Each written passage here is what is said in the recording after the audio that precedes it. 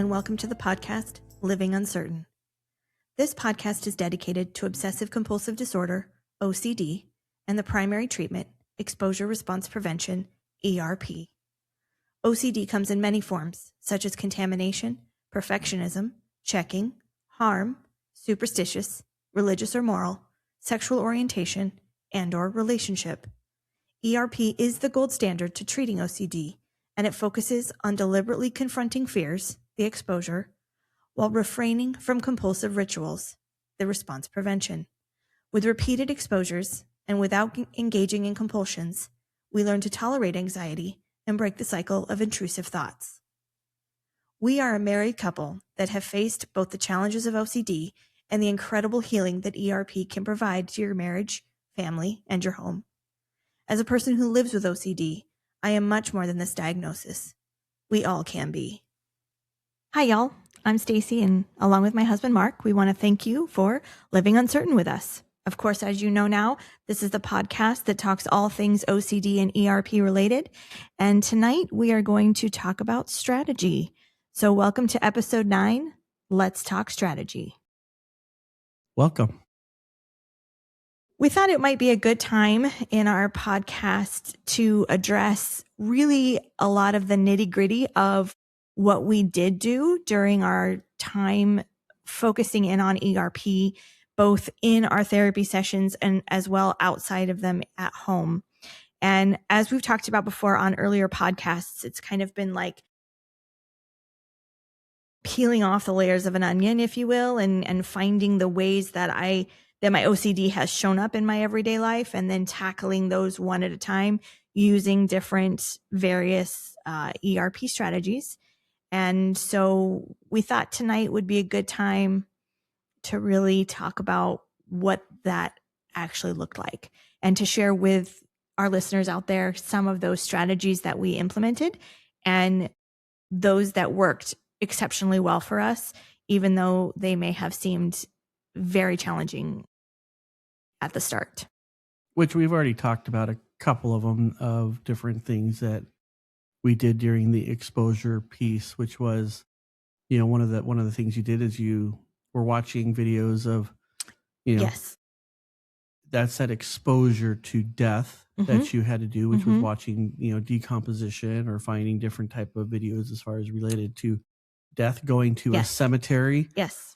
Those were like true exposures to something that you had a fear around that brought up your anxiety. Yes. And that I had a lot of intrusive thoughts around. Yes, absolutely. But there were also other areas like the checking in or your text messages, those type of things that you would do, like mental compulsions that we might not necessarily catch right away.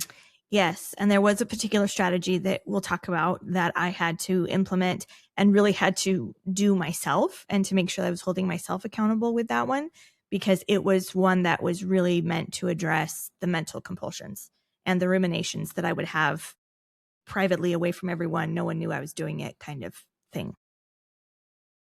The other thing that I thought would be a good time and really a nice segue into this topic of strategies is to share something that I did, something that I wrote in the early stages of the intensive treatment. And it's based on a technique that our therapist introduced to us.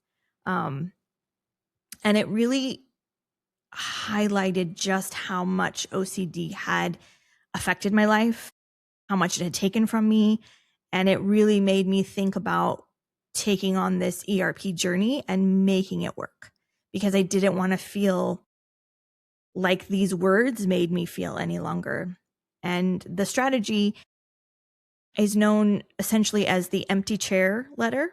And so you write a letter to someone or something that you imagine is sitting in a chair across from you. And it's a series of prompts, and then you kind of fill in the blank, and it lets you really sit with the emotions that OCD has caused and to allow for the initial part of the healing. And I'm taking this moment to share this with you all tonight, with the listeners, because I think it's important that I do so because this is one of the first moments when I really did sit back and say, wow, I do have OCD and this is what it has done to me. And this is what I've allowed it to do. And I'm ready for that to stop now. And so if there's anyone out there listening, or you know someone that may be having these same feelings, that again, this is a community that we're building of people who are wanting to overcome this very challenging mental health disorder. So without further ado, this is my empty chair letter that I wrote to my OCD. I hate it when you take control, and it's not fair when you force me to shrink and tell me what to do. I didn't deserve to never have a voice or to live in constant fear, and I don't understand why it's so hard for me to just let you go. I don't like it when I feel I'm not in control of my own words and actions, and I'm tired of the weight I feel, feeling trapped and not able to break free. I don't like the way you've stolen my life and made me feel less than, but I'm most angry that I don't feel like I've lived. I'm hurt because I feel so much regret having let you in, and I'm sad because I feel as though I've wasted so many years of my life. I feel let down when you take over, and I'm afraid that it's too late. I'm afraid that when you show up, and I feel as though you won't let go. My biggest fear is not living. I wish you all the best, but it's time for you to go. I wish I had more courage earlier in my life, and I want you to leave and never come back. I want to live and discover what I can do, and I need you to know that what you've taken from me is no longer what I am willing to give. I need to make choices that are right for me and experience life before death. I accept that you are a part of my life and that I kept you for so long.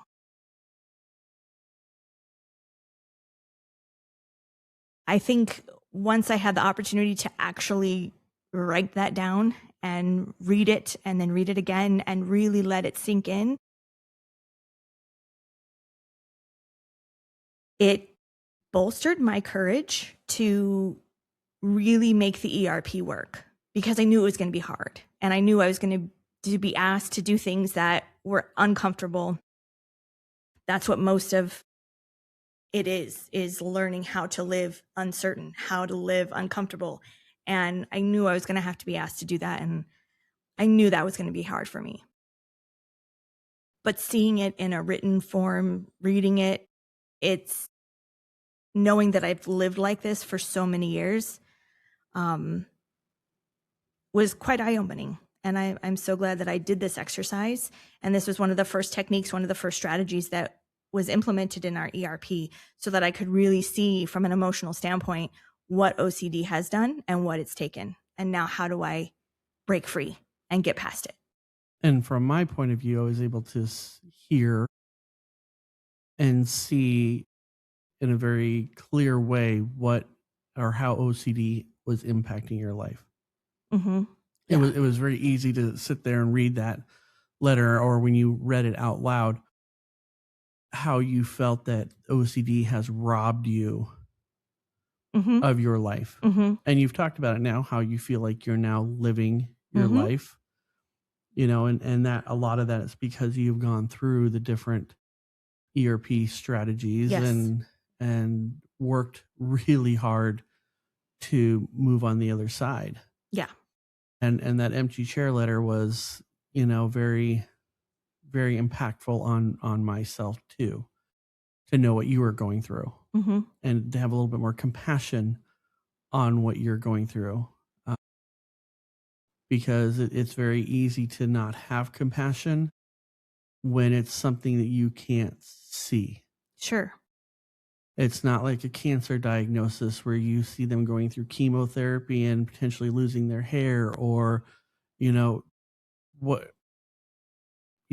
scoliosis, or, mm-hmm. Some other physical disability or physical health issue. You can have compassion for that. But when it's mental, it's very hard to potentially have compassion for what that person is actually really struggling with. It is. And if you don't experience it in the way that we do, who, for example, who have OCD, and when we're interacting with those who don't, it is challenging for y'all to recognize what we're going through and to see it through our lens, it's very easy to say, let's not worry about that. Let's just let that go. Let's just not think about that anymore. And to be so confused or unsure why people can't do that. But to those of us who truly suffer with OCD, it is incredibly debilitating. And it is not just a part of our personality where, we like to have things a certain way. It goes beyond that. And when it does go beyond that, it can be incredibly intrusive upon your life. And seeing that I really, truly felt like it had stolen so much from me it was hard. I'm glad I wrote it. I'm glad I did the exercise with her. I'm glad that she had me do this. I kept it all this time because I knew I wanted to share it someday, somehow. Because I can't be alone in this. I can't be the only one who feels this way about having OCD. I think so many of us do, that know it's easier said than done to just let go of the intrusive thoughts, to just not think about it, to tuck it away. It feels immeasurably difficult to do that. And so to go through ERP, to learn the strategies, to implement these techniques becomes so important. And on my side, when we sit in therapy and talk about the different strategies, it was very helpful to come up with a game plan together, to take in and be able to tackle it outside of the 2 hours or 3 hours worth of therapy. Absolutely. Because there are still many more hours of the week that you can't sit there with your therapist with, and to be able to feel like I could support you on that side was very helpful. Absolutely.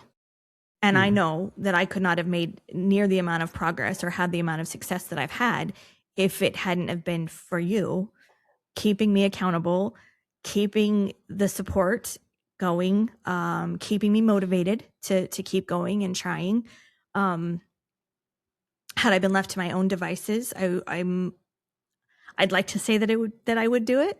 But when it comes down to it, facing challenging things is really hard, and it's better to do when someone's in your corner.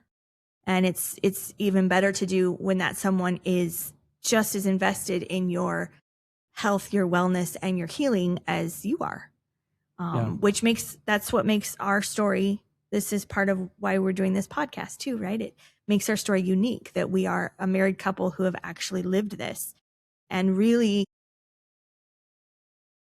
just champion the idea that someone who's living with OCD could go through it with someone who cares about them as a spouse does, or as a parent does, or as a sibling does, who becomes invested. Because that opportunity to have that other person invested with you, it can be a game-changing opportunity in your life. And it really has been for us. I mean, that's why we're here. That's why we love talking about this at this point, because. And I do know that we've talked about, just even last night, we were in therapy, and we were talking about how this technique, this approach to dealing with OCD is not normal. It's not right. Normal for a spouse necessarily to sit in on it, or to the degree that you have. As well. Now, sometimes therapists might have, if you have a relationship OCD, they might have your spouse come in the door and sit with you and work through problems or whatnot. But absolutely. Or they may have your spouse or loved ones come in and sit, from session to session, just to kind of hear what's going on and to help you. But to have your spouse actively a part of each and every session, and then taking those tools and implementing everything at home with absolute fidelity in terms of what we were able to do, and hold each other accountable throughout the week before we'd go back for more intensive treatment. It's The only thing I can think, it's game changing. I know I've already said that, but it just really truly is. But you also have to have that level of trust. Oh yes, which we've also talked about in previous podcasts. Yeah, and positive relationships.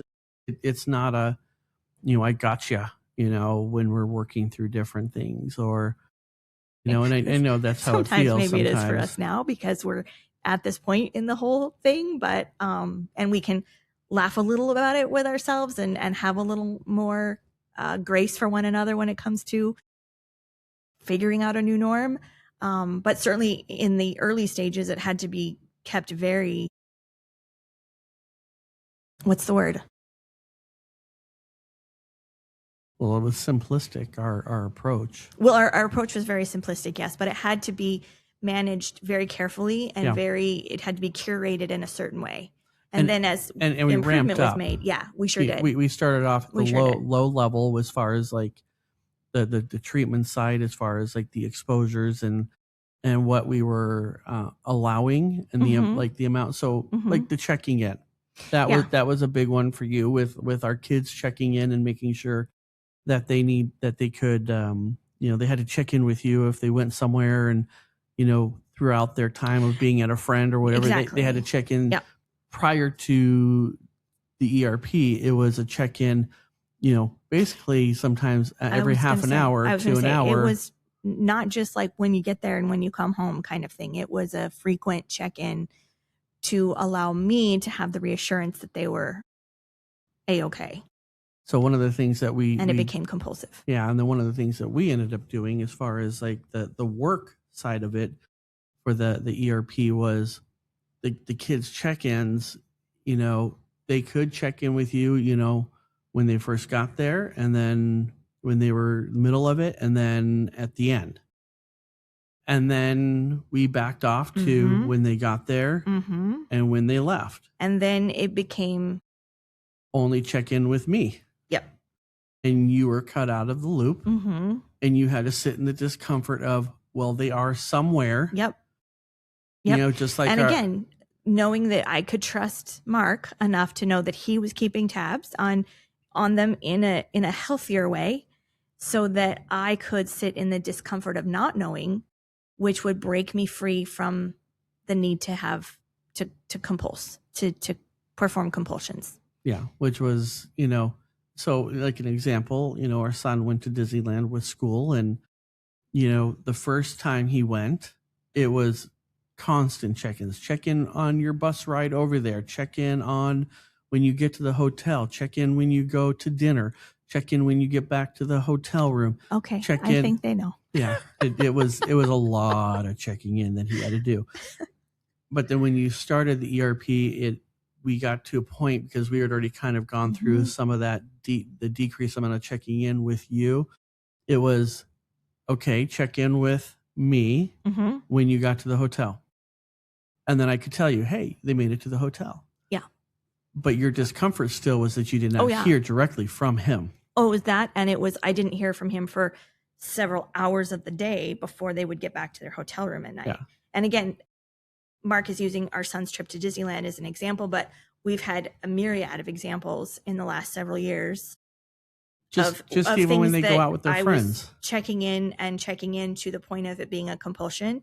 And now it has improved pretty drastically in that regard. The checking in and the seeking reassurance from Mark, however, was one of the toughest ones that I had to overcome. And it is still one today, literally, as we are speaking on this podcast episode, that I still think about, that I still need to keep in check, no pun intended, that I still need to make sure that I have a grasp on, because I will fall back into old patterns and old habits where I feel the need to check in and get reassurance from Mark, whether it's in-person reassurance, whether I'm calling him multiple times a day, whether I am asking his permission for things, because that would provide me with reassurance. That's a big one, the asking for permission. And that was always just a way to check in and get reassurance from you. And I think that was one of the biggest ones that became so natural for Mark and I, because early on in our relationship too, I didn't realize I had OCD, nor did he. So that just was who I was. And I thought that was okay, this is what I do.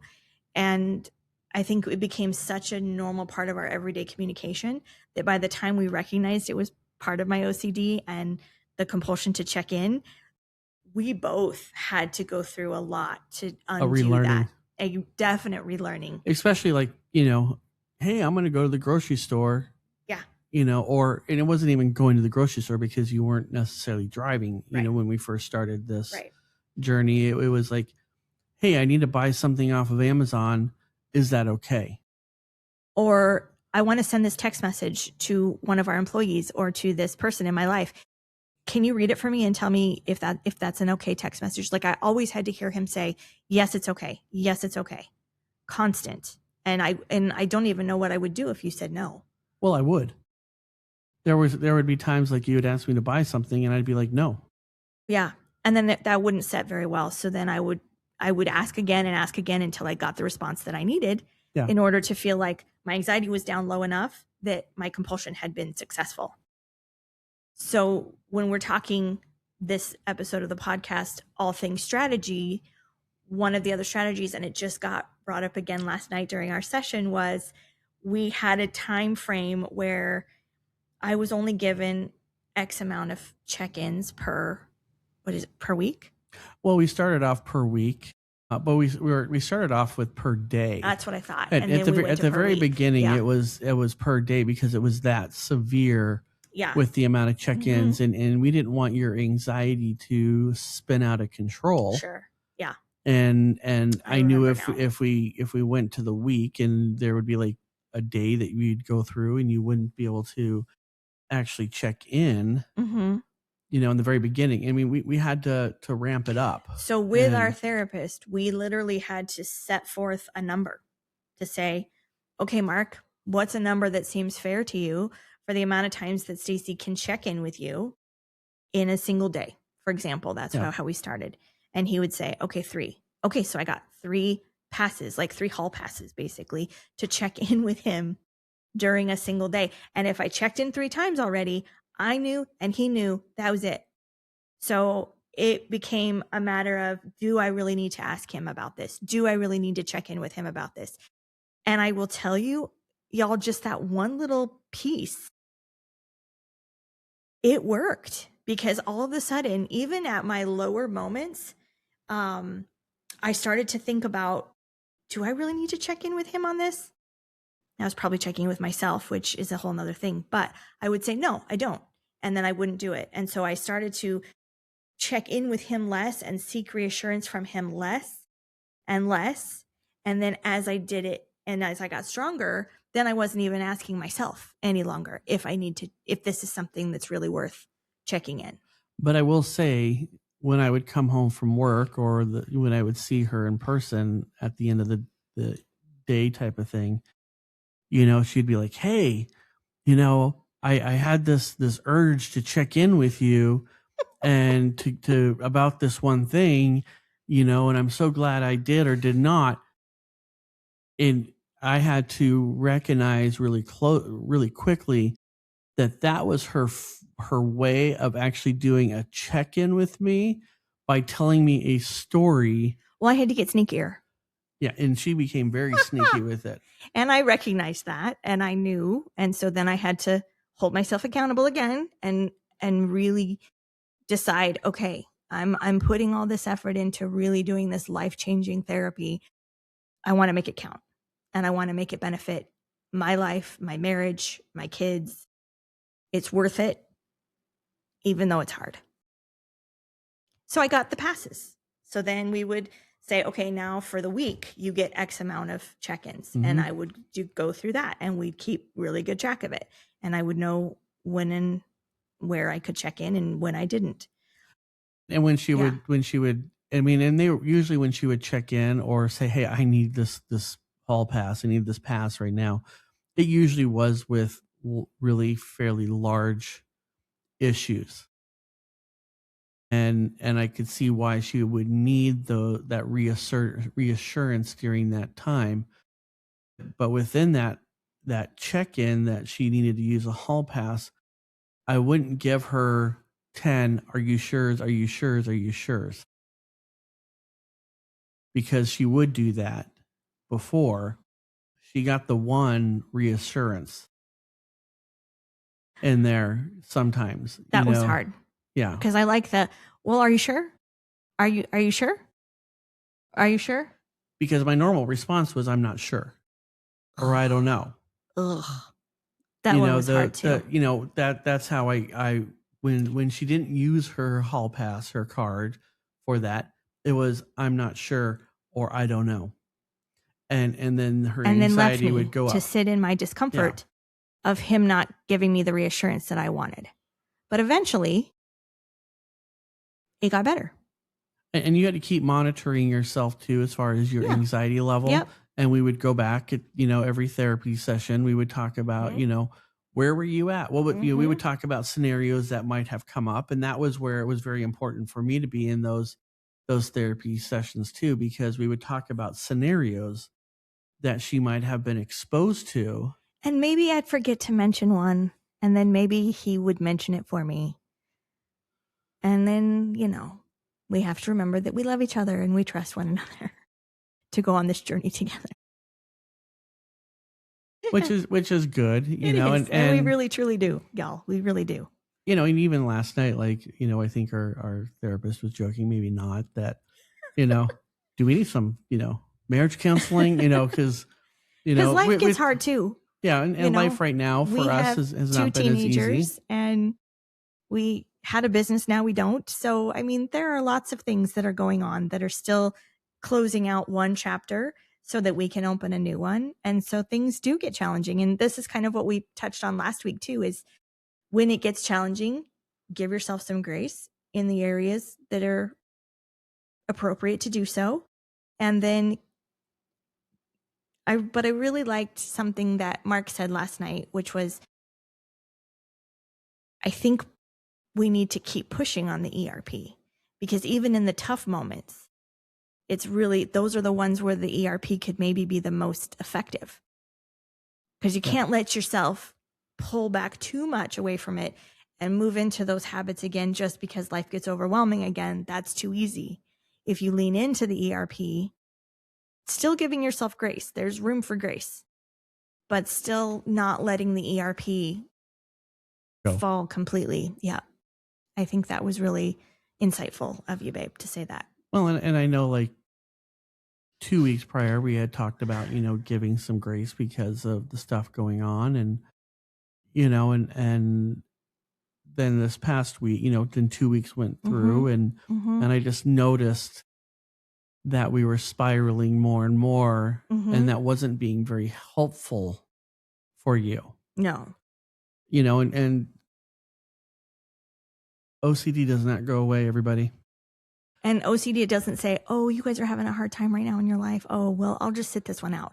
No. OCD is like, oh, yes. Not going to take a vacation. I really like it when you feel this way, because now I have a way to squirm right back in and take over just like it wants to. And I do know that Stacey gets frustrated with me too, that when I start noticing certain habits that she's doing, such as not sleeping as well as she could, and maybe doing some check-ins and more, one of the more recent ones that she started doing was actually having our son check in with her frequently, and we've got a group text between the three of us, and that group text dropped off and it became a text chain between the two of them. And I don't think that's not intentional. Was not intentional to leave you out of the text thread by any means. But I think it's also important to highlight the fact that our son is about to turn 18 on Friday. And so at 18, to be checking in with his mother every 15 minutes when he's out and about with his friends is probably not healthy. Yeah. And so that's a big part of why I did this, because I knew that I had some habits and some compulsions in that way that I didn't want our kids to suffer because I had that. So I wanted to take the steps to make the change. And Mark's right. Life gets a little more stressful. Oh, all of a sudden I need to start making sure that I can have certainty and control in my life again. even though I literally have live uncertain tattooed on the inside of my forearm, so I can always look at it and always read it and remind myself what the journey is that I've been on and what my main goal is. But it's hard to keep maintaining it. But since OCD likes that, you have to find a way to push through that. It's that little grain of sand that's, in the bottom of your shoe that kind of just irritates you and just constantly is there. Yes. It never really goes away. You know how you learn how to potentially compartmentalize it, and to make sure that you keep it at bay as much as you can. And when those stressors come up, like right now, you're back to, was it for the week? You get one card. Yes. That just seems. So that's how far. My goodness. That's one check-in for the entire week? One pass for the entire week. That's how far that Stacey has come versus, Cross your fingers with me, three in a I day. can do this. To then we went to a couple a week. Now we're one for the entire week. Challenge accepted. She gets that pass from me, but she's got to tell me, hey, I'm using my pass. She doesn't get to say, hey, I think I really want to try to use it right now, but then later say, oh, I was just joking. No, you pull out that Uno card. You have to play that Uno card type of thing. Uno card, yeah. And that one so far, like this week, since now it's been 24 hours now since our therapy session, but you haven't used it. I haven't used it yet. No, it's in my back pocket. It's my ace in my pocket for when I need it this week. But I also think now that you are thinking about it more on how thinking about the OCD and how it's pulling up. That's the beauty of the strategy. Yeah. Is now I do. I don't think I need to check in now. And then those thoughts kind of start to diminish as well. And I really think that one of the other pieces that I wanted to talk about on this particular episode, one of the strategies that I've had to learn, and this is one that, despite the fact that Mark and I are doing this together and he is a huge, beyond huge support for me and keeps me accountable, one of my biggest hurdles that I had to jump over as well are my mental compulsions, the ones that I kept hidden from everyone. And I had to make sure that I was keeping myself accountable for those. And that proved challenging, especially in the initial stage, a little less challenging for me now. But the big strategy that I was taught and that I learned was that I have to, how do I say this? I would usually say, well, what if? I'd be like, no, you're okay. You're all right. You're going to be fine. It's okay. I'm sure it's fine. Everything is going to be okay. And this is why. And I would list out the reasons why everything would be okay, because I would need that mental compulsion. I would need that ritual in order to take away the anxiety that those intrusive thoughts created. And I can't see those happening. Now I've been taught and I've learned that I have to kind of lean into the thought. What if? Yeah, maybe. What if they don't like me? What if my what if became, maybe they will. My what ifs became maybe they will, or maybe it will, or maybe I will. And I had to then sit in that discomfort and stop it right there. Boom, that's it. No more.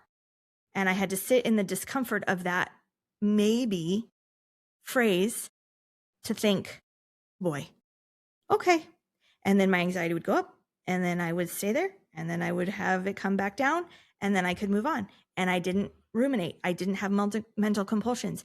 And I am proud to report that my need for mental compulsions is significantly lower than I have ever had in my entire life. And again, going through most of my life, not even realizing that that's what those were. And now, where you sit with your anxiety after going through some of those mental compulsions, where do you think you're at? Like a 0, 1? Maybe a 1. Sitting at a 1. Whereas before, you were probably sitting... I was sitting at least at a 5 or 6. Even after the anxiety would come down, I couldn't get it all the way down. So I kept having to practice, like any workout that you do to keep any muscle strong. You have to keep practicing and keep working it out. And so I would just keep giving myself the opportunity to lean in from the what if statement to the maybe statement, and then just have to sit there and then let it go up and then let it come back down. And the more I did that, the more then I was like, okay, now I'm a 5 or 6. Okay, now I'm at a 4. Okay, now I can get it to where I'm a 1. I'm probably not a 0 yet because it's really challenging for me, but I'm down to a 1, which is pretty significant change for me. And I hope that I can keep working that muscle to get it down to a 0. But that's one of the big strategies that I learned and had to implement based on my mental compulsions. It's so interesting how we've learned all these different strategies, and then strategies for checking in and reassurance were I'd get the 2 hall passes, the 3 hall passes, etc. And then of course the first one being my empty chair letter, which really set the stage for all the therapy that came after that, and the therapy that continues to come after all of this. And it's helpful to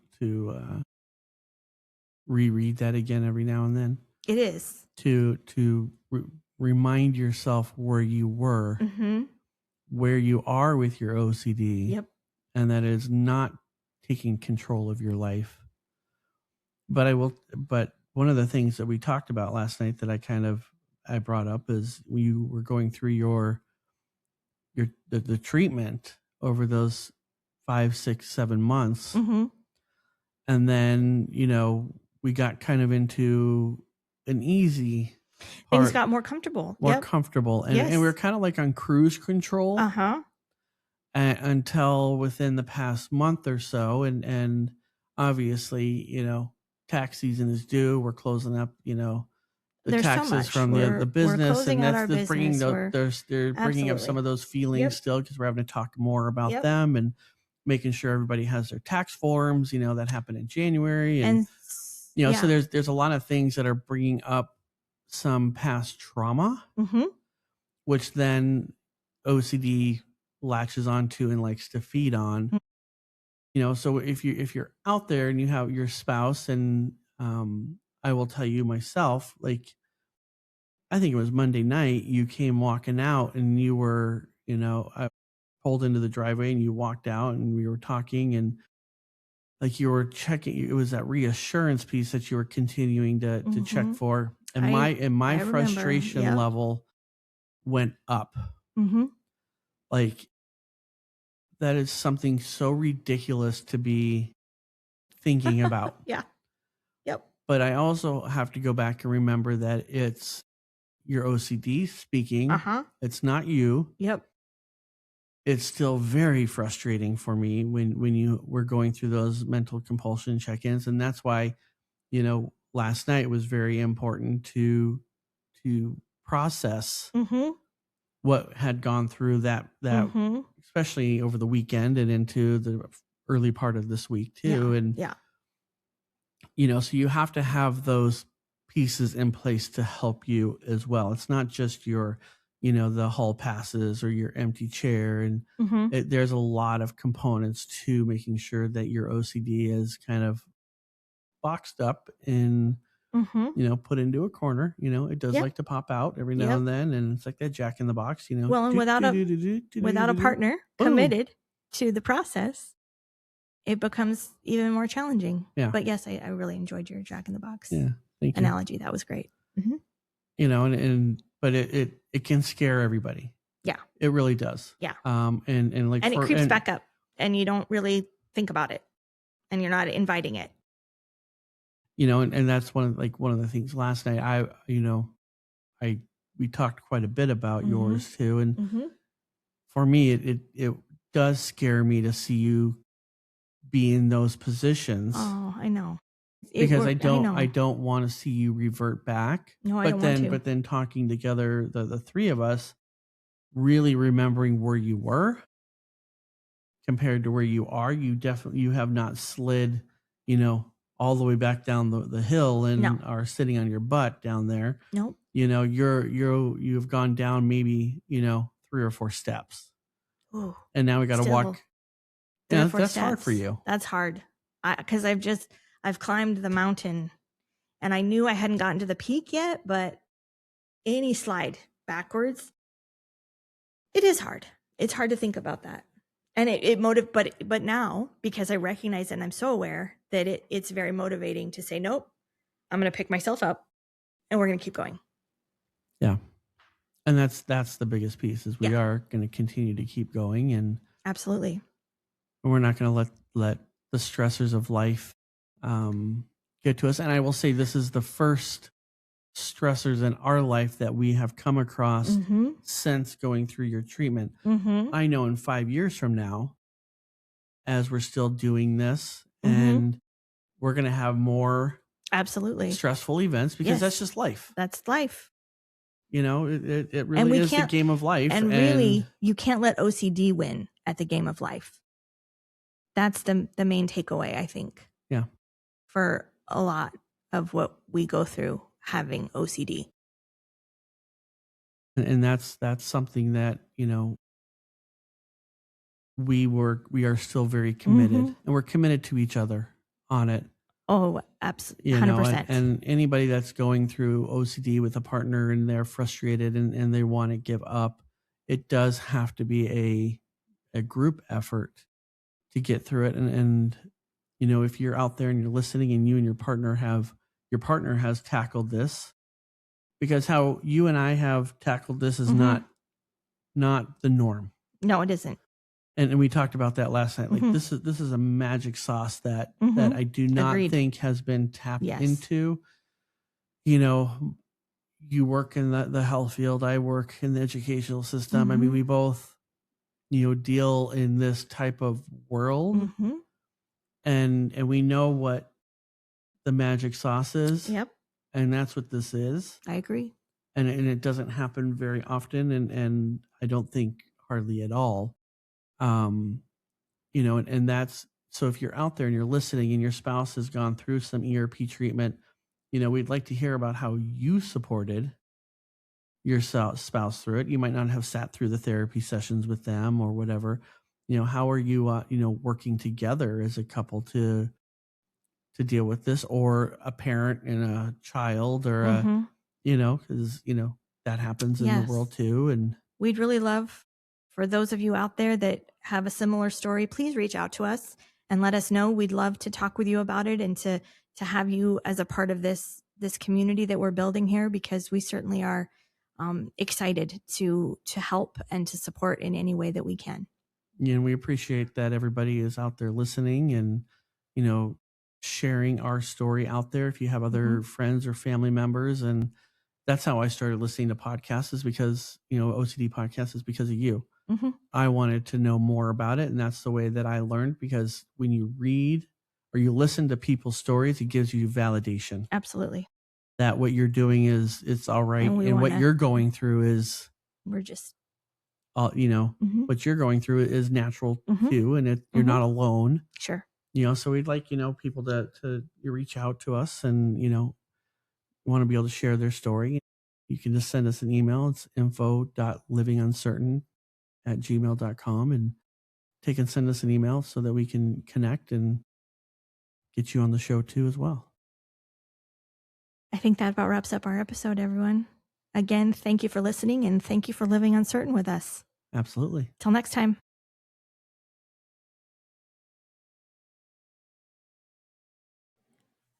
Thank you for joining us on today's episode and living uncertain with us.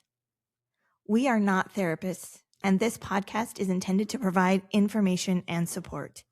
It should not replace traditional means of seeking help from a licensed mental health professional.